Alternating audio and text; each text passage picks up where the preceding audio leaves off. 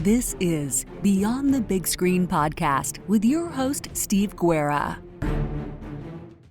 Thank you again for listening to Beyond the Big Screen Podcast. We are a member of the Parthenon Podcast Network. Of course, a big thanks goes out to our guest, Josh Cohen, host of the Unfiltered podcast and the upcoming Parthenon Podcast Network podcast, Eyewitness History. Josh is the content editor for the History on the Net website. Links to learn more about Josh and the Unfiltered podcast, along with his new Eyewitness History podcast, can be found at unfilteredpodcast.blogspot.com or in the show notes. You can support Beyond the Big Screen on Patreon and Subscribestar. By joining on Patreon and Subscribestar, you help keep Beyond the Big Screen going and get many great benefits. Go to patreon.com/Beyond the Big Screen or subscribestar.com/Beyond the Big Screen to learn more.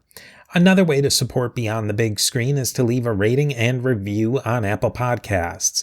These reviews really help me know what you think of the show and help other people learn about the Beyond the Big Screen podcast. More about the Parthenon Podcast Network can be found at parthenonpodcast.com. You can learn more about Beyond the Big Screen, great movies and stories so great they should be movies, on various social media platforms by searching for A2Z History. Links to all of this and more can be found at beyondthebigscreen.com. I thank you for joining me again, Beyond the Big Screen.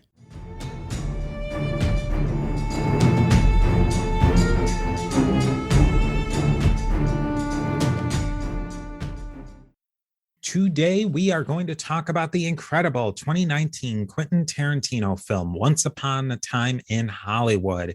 Josh, are you excited to talk about this movie?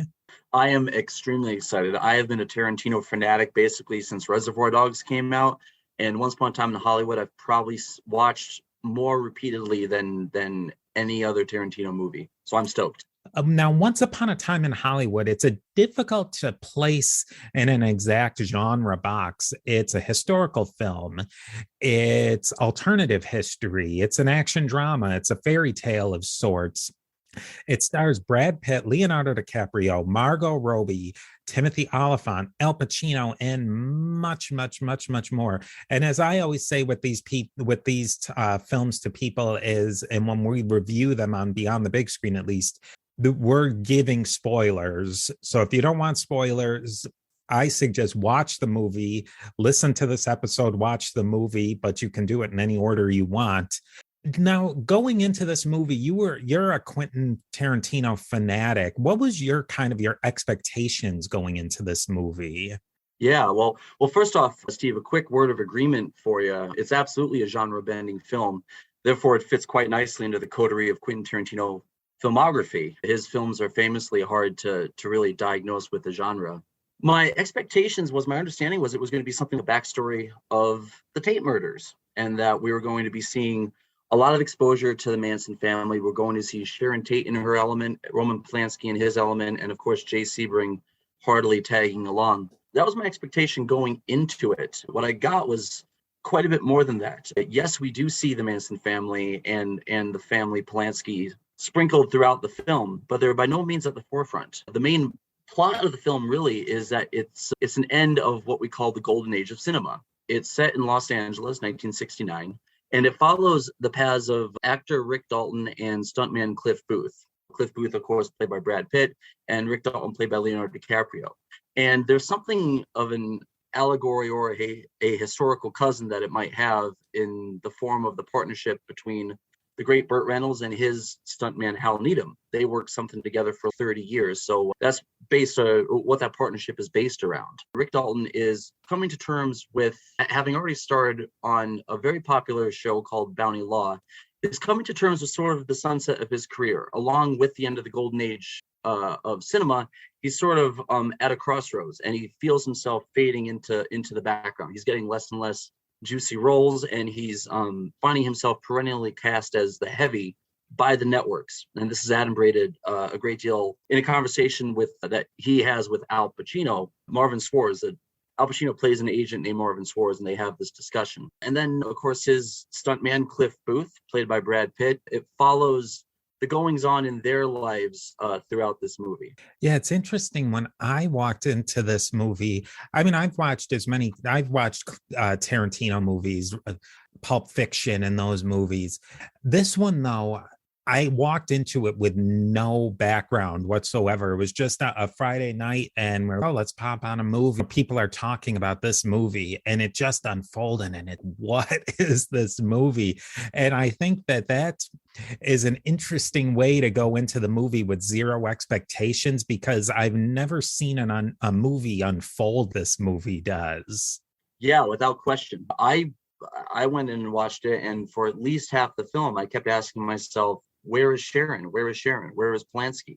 And as I said earlier, they're sprinkled throughout the film, so they're by no means non-existent, but they're always in sort of quick, almost throwaway scenes. They don't really delve into, I guess the deepest scene with them is when we, the audience, catch up with them when they're at the Playboy Mansion for a party. And Steve McQueen, I forget the name of the actor that plays Steve McQueen, but he basically talks the audience through the relationship between Jay Sebring, Roman Polanski, and of course Sharon Tate. And yeah, I thought it was a phenomenal way of introducing us, as I say, to Booth and Dalton. Yeah, if I'm not mistaken, I don't think that the person who plays Roman Polanski, he might not even have a line, or very, very, very few lines if he does at all. We'll tell you this, just the fact that I even have to think about it probably means he didn't have much to say. Yeah, I actually can't.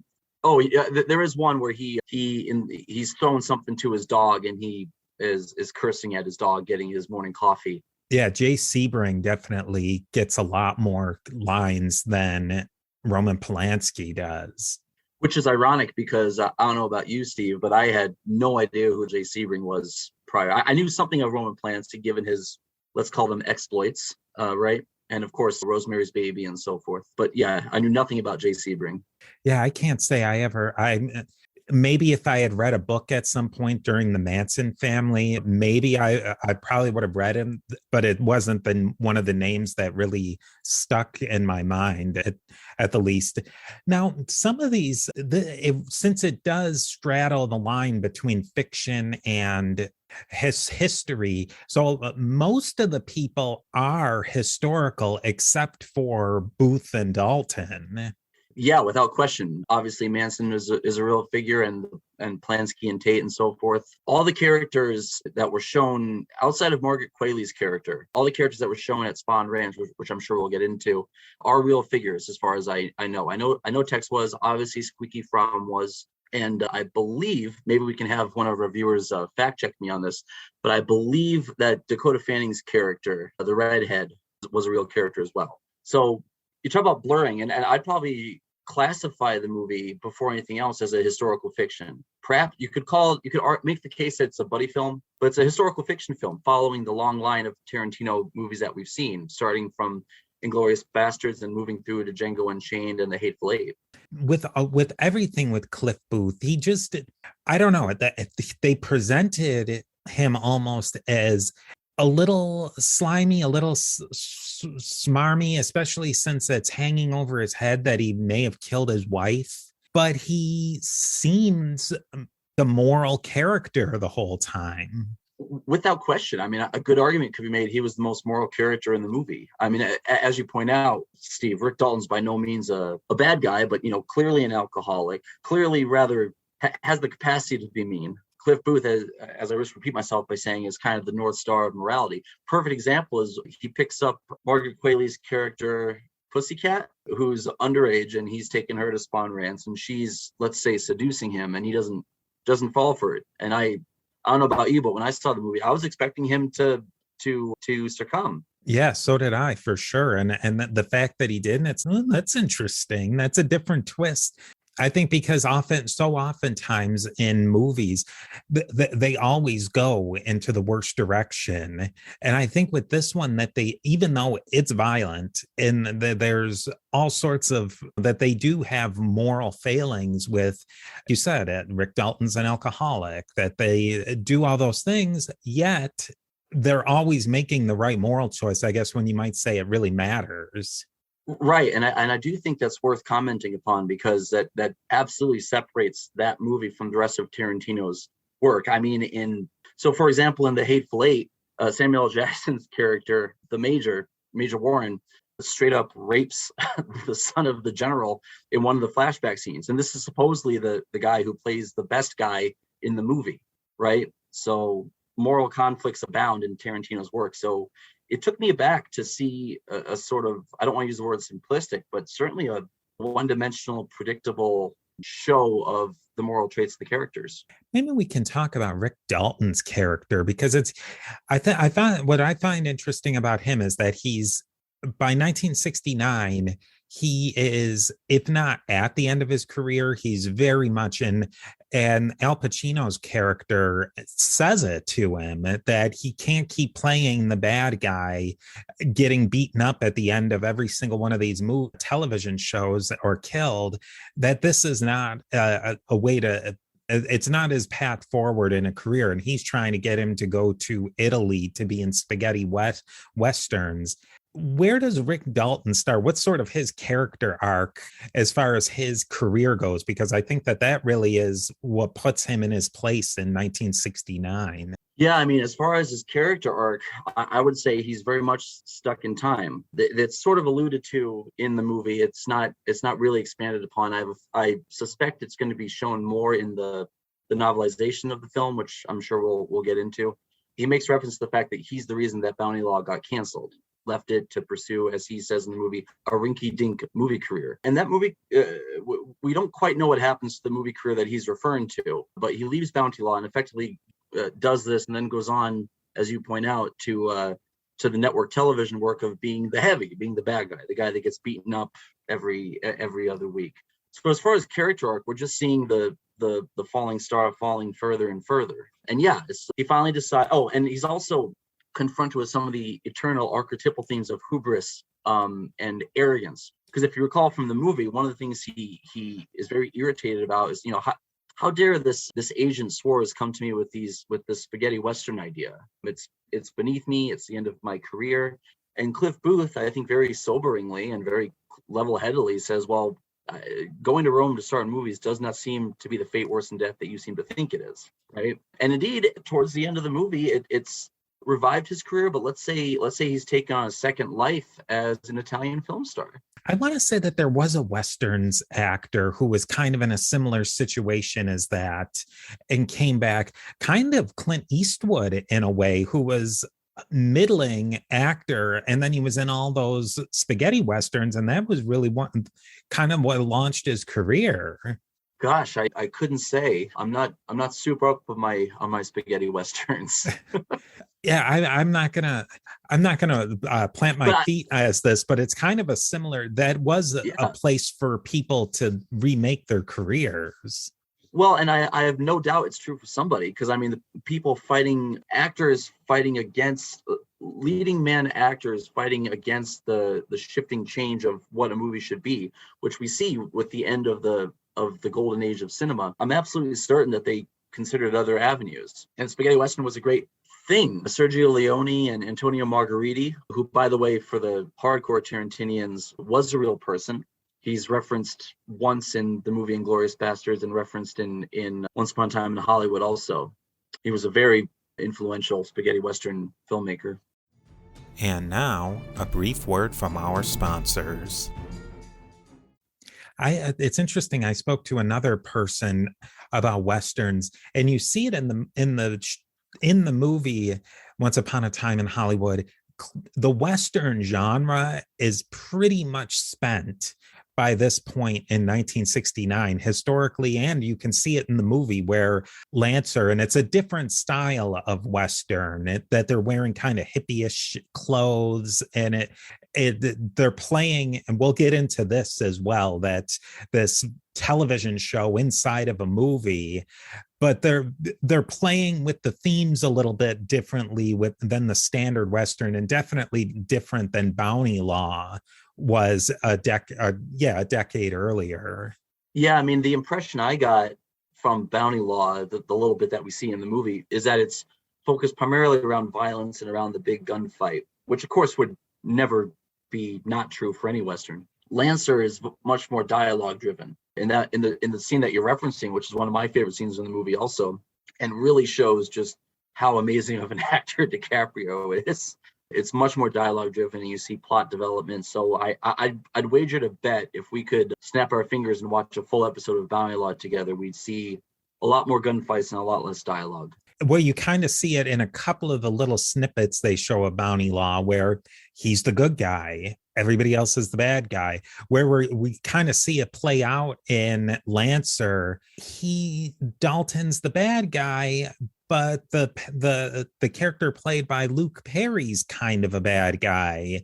And it's a bit more complicated. And Lancer, who's played by Timothy Oliphant, they never even really play him out to what he is in the film, and I thought, or in the television program. I would love to see that as a TV show.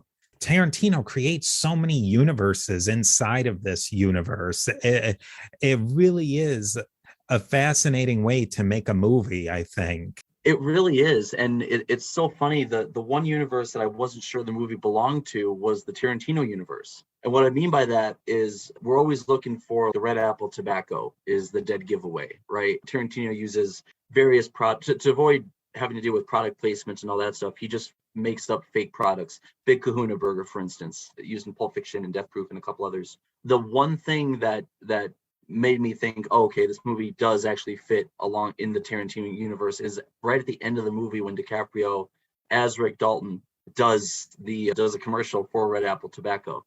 The whole movie, really, they're dropping these little hints about that, and you really think that at the end it's going to be the Tate LaBianca murders. Maybe tell us a little bit about that. I think people are probably at least familiar with the broad strokes. So the Tate LaBianca murders, Charles Manson sends a group of people under his Manson family, a cult, to commit these murders. And the chief victim, or the most prominent victim in these murders that occurred on Cielo Drive in 1969 was Sharon Tate, who was pregnant at the time. And just as a point of interest, so the person that stabbed Sharon Tate in the stomach, killing tragically her unborn child, was Squeaky Fromm. And Squeaky was the redhead that Brad Pitt smashed her head into everything in the house.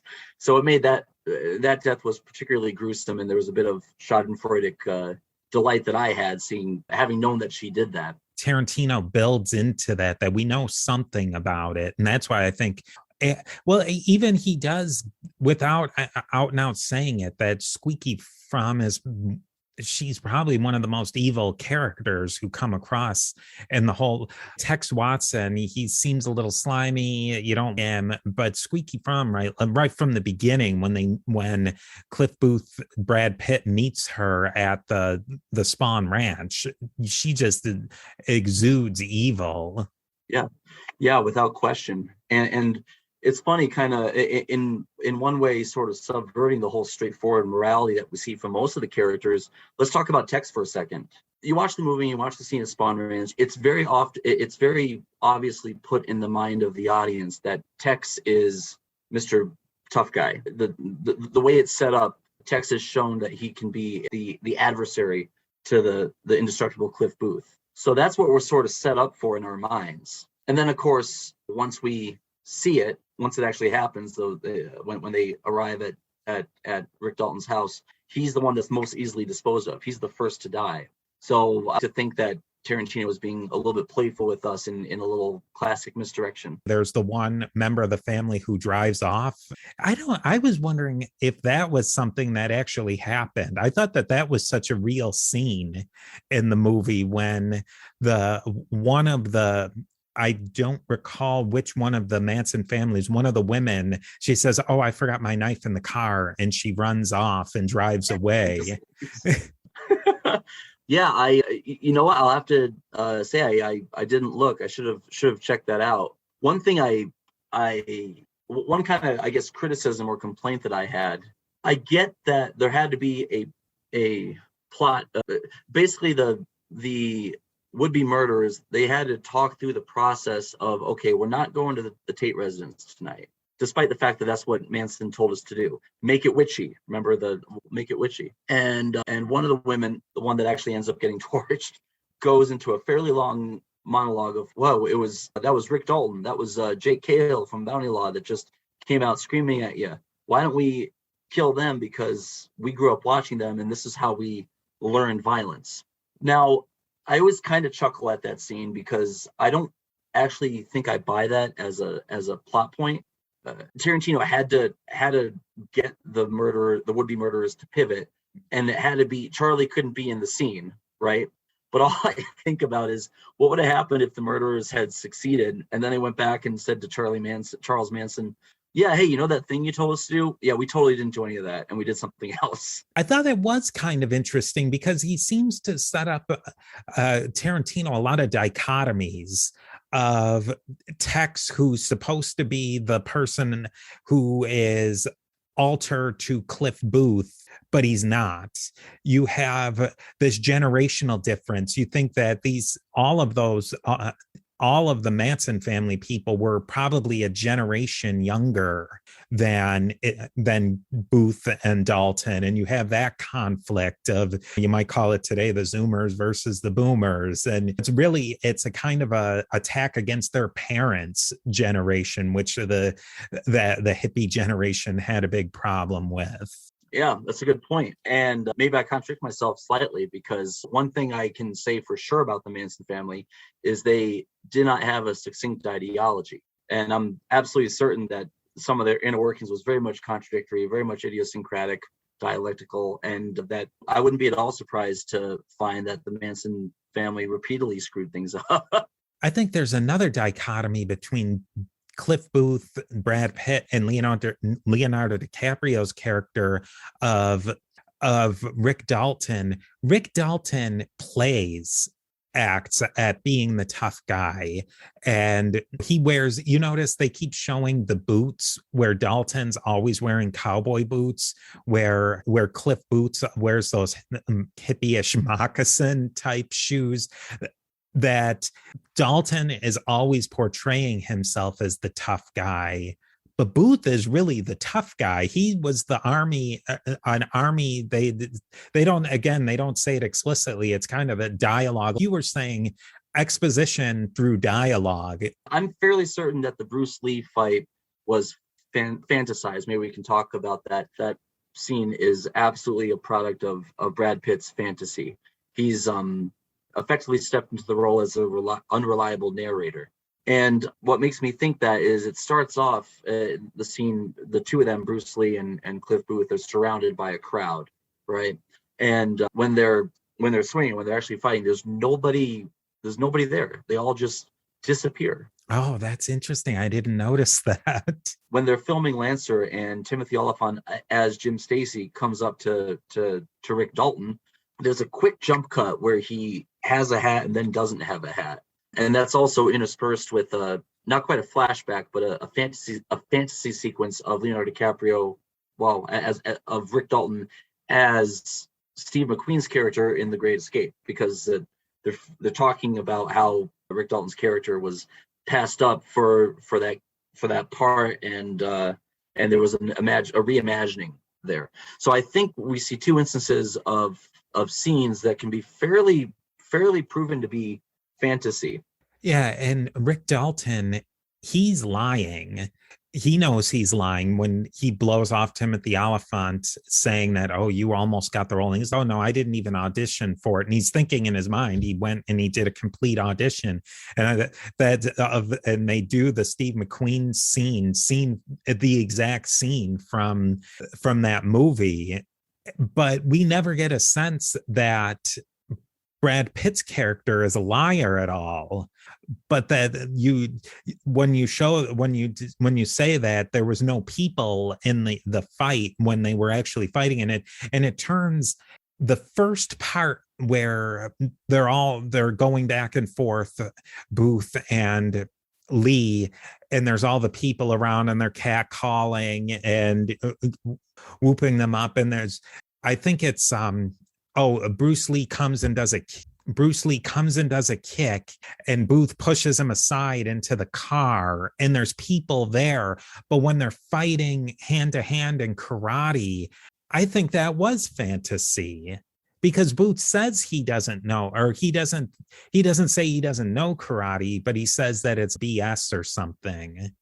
Yeah, I think that informs the fact that it was a fantasy sequence and the byproduct of what Cliff Booth was telling himself, the story that he was telling himself. For the most part, Booth, I think they show him have one beer when he goes back to his crummy trailer set in the back of a drive-in movie picture theater. He has one beer. At the same time, Rick Dalton is having 8 whiskey sours. They show that, but they didn't give us a real clue that Cliff Booth was a liar or that he would remember something, that like example of beating up Bruce Lee. So I think that that's one of the more interesting scenes in the whole movie in a way, because are we seeing is that giving us a little ambiguity with Cliff Booth that maybe he did kill his wife, maybe he's not the person who we think he is, and maybe he isn't as opposite to Rick Dalton as we think? It's right. I couldn't agree more. It's the one scene in the movie that makes me wonder about Cliff Booth's morality. That makes me think he has to be a liar in some respect. He's either lying to himself or he's lying to the world. Yeah, and that scene ends and he was smoking a cigarette on the roof and says, "Oh, well, fair enough." Actually, if you don't mind, Steve, going back to that scene in the trailer, I think is pivotally important. We touched a little bit earlier on exposition, and actually both those scenes, Cliff Booth in the trailer and Rick Dalton drinking those 8 whiskey sours, we see examples of exposition. Less importantly, with Rick Dalton, we see that he's downing having all these drinks, and it's already been explained to the audience at this point that he is something an alcoholic, because we know that the only reason Cliff Booth drives him around is because he had his license taken away, right? That runs through with Cliff Booth. I love that scene where the entire movie just stops and Cliff Booth it stops for 5 minutes and Cliff Booth is feeding dog food to his dog, and it's very much seen that the dog lives better than he does and he doesn't live well, but literally the movie stops for 5 minutes. And what I love about that is it seems we don't know what we're getting here. Why is the movie stopping? But what we're seeing is crucial. We're seeing that his dog Brandy is trained and a bit of an attack dog. You see it in the posturing and in the body language, in my opinion, and that comes back to us in a big way at the end of the film. I thought too, watching it for the first time, that dog training sequence was really setting up that Cliff Booth lives in that terrible trailer that's messy inside, and he's just eating Kraft mac and cheese for his dinner after spending all day in the Hollywood Hills mansion, beautiful home of Rick Dalton, driving that Cadillac, and he drives home. It's a Porsche, but it's a kind of a beat up old Porsche. That everything is falling around that Booth's whole life is falling around him, but he does have that one bit of control, and through how he controls the dog Brandy. He loves the dog, but he's also he's a stern taskmaster. He wants the dog to do certain things. And I thought that that's maybe when I initially saw it, is that they were trying to give a little glimpse into Cliff's personality, that despite being a little disheveled on the outside, he still had a sort of that spit and polish on the inside. And I think they do that is to some degree, but they're also very clearly setting up that last scene of the movie. Yeah, well said. Yeah, I mean, I think the whole interaction with him and Brandy shows that, okay, this guy, disheveled as he is and trailer park living in as he is very much the war hero, very much a military man there in a bit of a small way. And then in another, I don't know if this may have blown past certain audience members that saw it, but just in how Cliff Booth gets on top of the roof at Dalton's house when he jumps onto the fence and then jumps on to the roof. Super simple, but just a little reminder of the tough, the badass, the tough guy that Cliff Booth is. He archetypally, in terms of Tarantino's rogues gallery, he's sort of meant to be the indestructible force, very much the Bride and from Kill Bill and Django from Django Unchained. He's an unstoppable force that will just run through a house and kill every living thing in it, usually in service of a greater good. Now, we talked a little bit about Cliff Booth's interior living situation and Rick Dalton's. So it's a really fun fact. So Quentin Tarantino was on Conan O'Brien's podcast, Conan Needs a Friend, a little bit ago, doing press for the novel. And so inside Rick Dalton's house, you see various things. You see movie posters framed, right? You see TV Guide with Jake Cahill, the character he played in Bounty Law. And also in it, you'll see a Mad magazine cover. Now, the great story about that cover is Tarantino went to the Mad magazine people and said, can we get sort of a Jack Davis kind of rendition of what Rick Dalton's character would look were he to grace a Mad magazine cover? And they did. They spat it back to him. He said he loved it. It was part of the special release of the movie, was that people would get a little printout of what that magazine cover looked like. And it turned out to be the last original issue of Mad magazine. I don't know what the magazine terminology is exactly, but there were no new issues distributed by Mad magazine after Tarantino commissioned this. Oh, that's so interesting. I mean, I, as a kid and into my teenage years, I got every issue of Mad magazine, but sort of faded out of it. And I thought that was a really nice touch. That I think that's one of the things that I really enjoyed about this movie in particular, is that it seemed every single detail was considered. Yeah. It's one of the things that shows Tarantino's passion for movies and filmmaking. I love seeing him talk about movies, the enthusiasm that just bursts through him. One YouTube comment I saw, which I thought was hilarious, as Tarantino is very animated and moves around a lot, and the comment was, Tarantino always acts he's on just the right amount of cocaine. I think that one of the best parts of the movie is that when you say that it's a buddy film, they play Booth and Dalton play off of each other so well. There's obviously a power difference. Dalton's the boss, and Brad Pitt's character is clearly his employee, but it's almost they couldn't live without each other. But in the end, they ultimately are. That's the whole point of the end of the movie, is that they're partying together and they're going to get drunk together as a last hurrah, because they're both going. They've decided to go their own ways. And I almost wonder what they could possibly do without each other. Yeah, I do too, because they're very much, when Kurt Russell was narrating that whole sequence, he said something to the effect of their friendship less than a wife, but more than a brother. Mm-hmm. Right.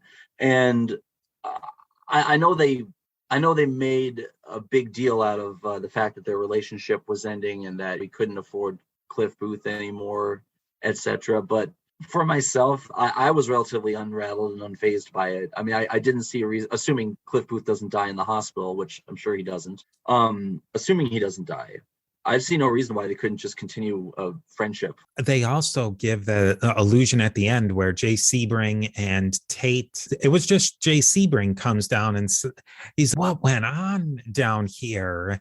And then Dalton goes into the compound of Sharon Tate and Roman Polanski and starts talking to them. And you almost wonder if that is the point where Cliff Booth is clearly going off into the sunset. Maybe he dies. Who knows?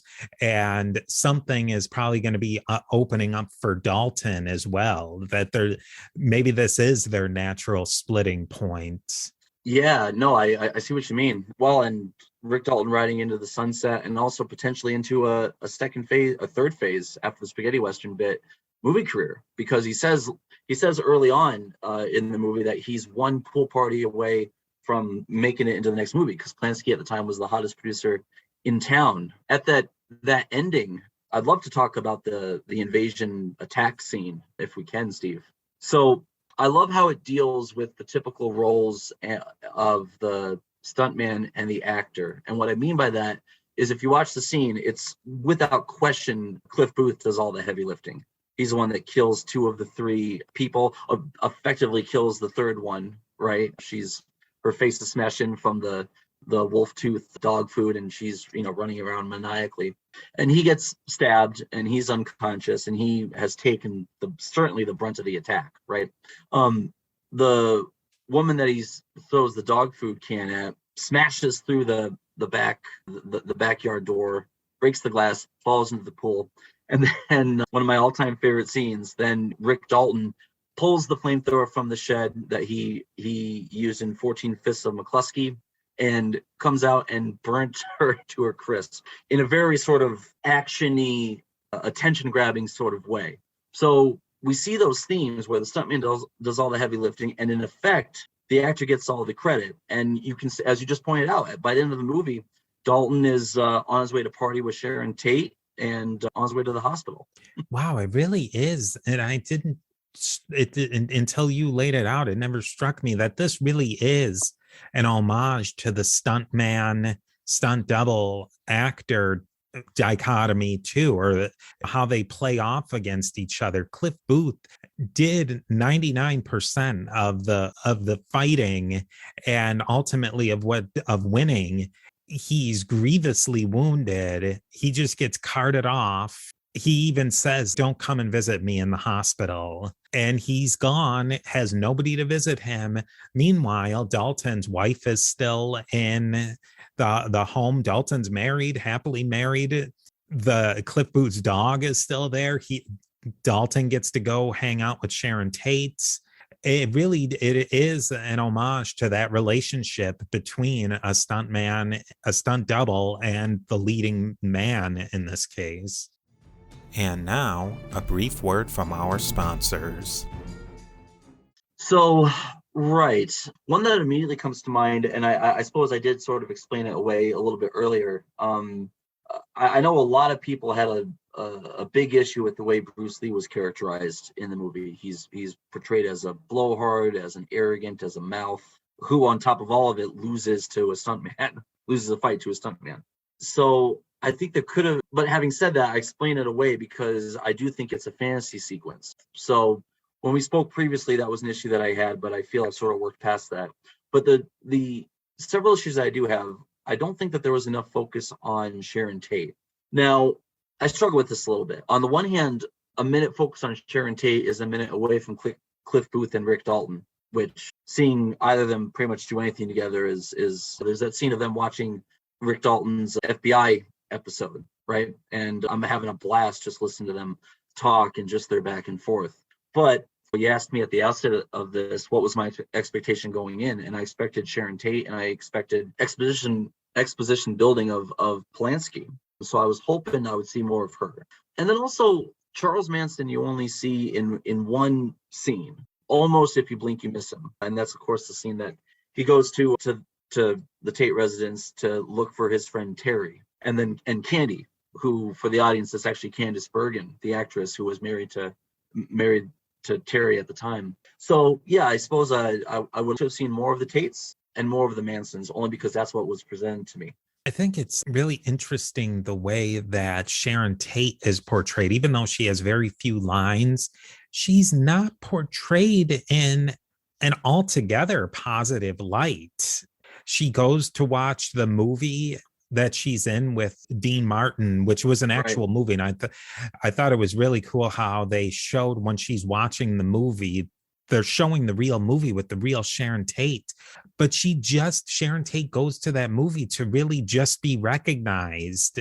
And it kind of almost came across as narcissistic to me, which I was very shocked that they went in any way that would give somebody a chance to think of that about Sharon Tate, who was a woman who was murdered while 8-9 months pregnant.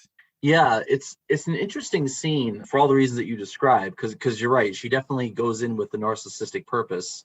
She declines to pay. I refuse to believe that Sharon Tate didn't have money. to go see the movie, right? She didn't demand, but very kindly asked for free admission because she was in the movie. And she spends half the time looking around to people in the audience, seeing their reactions. Part of me wants to just say, well, Tarantino has to have his foot seen at least at one point in the movie. The feet are a very big part of the whole Tarantino signature stuff. So it would have happened at one point, and it certainly happened there. Yeah, I don't know. I felt that she was portrayed kind of one-dimensionally. Now, first, to be fair, she's only in 3 scenes. You're only going to build up a character so much, given that length of time. But the other thing too is, I think of that particular scene and its utility in terms of how it informs the story. And maybe you have an answer, Steve, but I don't. As far as I'm concerned, that scene could have gone on the cutting room floor. I think I could see that. And I thought that the scene was in a lot of ways superfluous, but you wonder, is that Quentin Tarantino's style that he would put in a scene that's superfluous to the movie? Or is it that he put it in there to be superfluous? I can't really, that is one scene in the movie that I can't form an opinion on. I just can't figure it out. Yeah, no, I agree with you. I will say, I know her going to the theater was the extension of part of a scene where she's buying a book for Polanski for his birthday. I think it was just a present. So maybe there's a bit of dualism at play, or duality. Maybe Tarantino wants to show us that she's kind and caring and likes to give gifts to people that she loves, etc. And then also showing, well, hey, she is in fact a spoiled Hollywood actress as well, and is as capable of narcissism as any A+ star at the time, or any time for that matter. I also wonder if not showing Charles Manson is sort of a way to not turn the movie into focus on Charles Manson, that he's the elephant in the room, or the 800-pound gorilla, or whatever. We know that he is behind all of this, but he's also has a lot of gravity, and anything that if you get near him, it's going to draw the whole story to a Charles Manson story, almost Roman Polanski, that you can't get them too involved or else it becomes their movie. Right, and I think that's fair. And when I said I was looking for more screen time with Manson, I didn't mean to suggest that I wanted his presence to overtake the story or the plot. By no means. But for instance, what I would have loved to have seen the scene where Manson says to the troupe to make it witchy. I think that would have been a cool scene. I also suspect that Margaret Qualley's character of Pussycat had much more presence in the movie pre-production, or excuse me, prior to editing. I could be wrong about that, but I suspect, just given the level of exposure she's given in the movie. I mean, she's shown 3 times in the movie before she even really has a speaking line.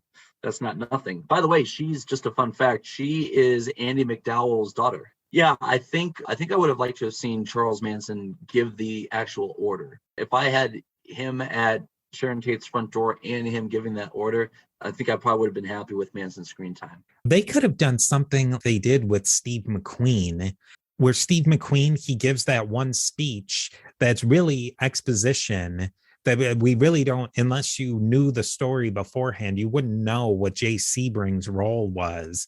He lays it all out for no apparent reason, but it got that really cool scene of Damian Lewis playing Steve McQueen, nailing Steve McQueen. We get to really understand the relationship between Roman Polanski, Jay Sebring, and Sharon Tate. I wonder if they could have had something of Charles Manson doing something very similar. I wonder if they couldn't get somebody to really pull off Charles Manson in a really believable way. Right. I see what you mean, because the actor that played Charles, first off, yeah, Damian Lewis as Steve McQueen was phenomenal. He's just in really that one scene, but it was really good.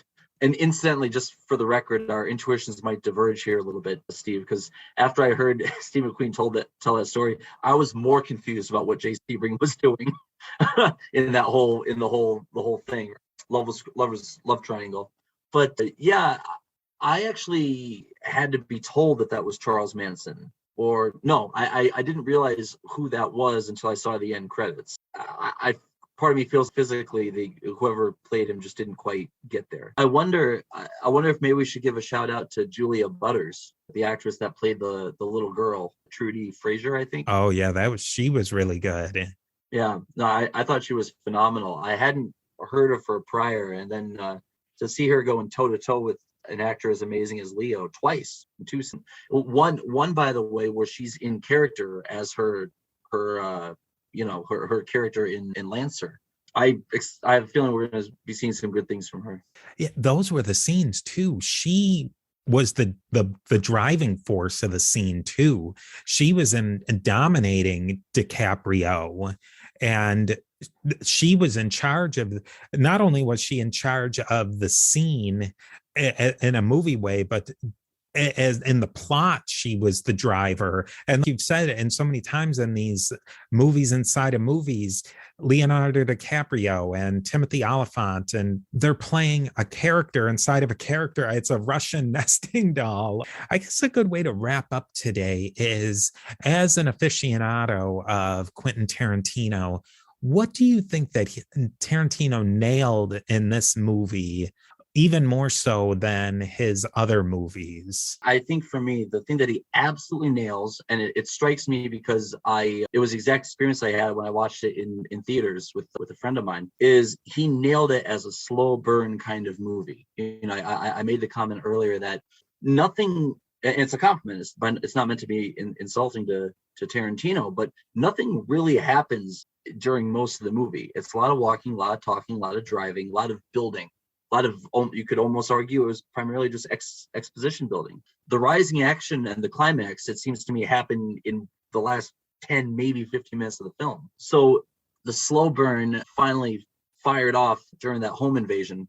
And I remember being in theaters, literally just when Cliff Booth is smashing Squeaky From's head into everything, and include except the kitchens.